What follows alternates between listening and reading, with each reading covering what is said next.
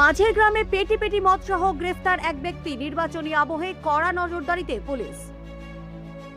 নির্বাচনের প্রাক্কালে প্রশাসনের কড়া নজরদারির মধ্যেই নদিয়ার মাঝের গ্রাম এলাকার অবৈধ মদ মজুদের একটি বড়সড় ঘটনা সামনে এলো।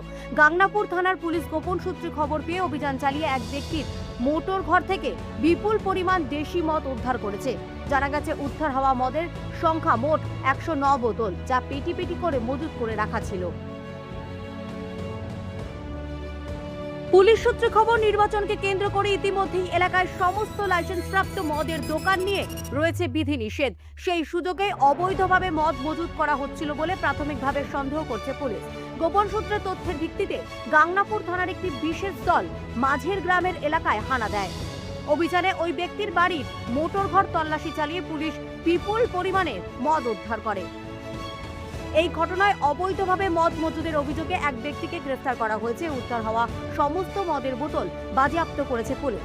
ধৃত ব্যক্তিকে রানাঘাট আদালতে পেশ করা হয়েছে এবং ঘটনার তদন্ত শুরু করেছে।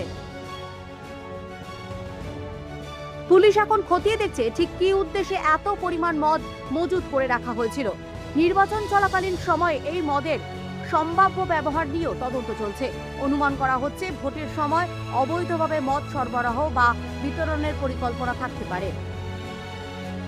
নির্বাচনকে কেন্দ্র করে যাতে কোনো রকম অবৈধ কার্যকলাপ না ঘটে, তার জন্য প্রশাসন ইতিমধ্যেই নজরদারি বাড়িয়েছে। এই ধরনের অভিযানের মধ্যে পুলিশ স্পষ্ট বার্তা দিতে চাইছে যে আইন ভঙ্গ করে কেউ পার পাবে না। এলাকায় এখনো তল্লাশি অভিযান ও নজরদারি জোরদার করা হয়েছে।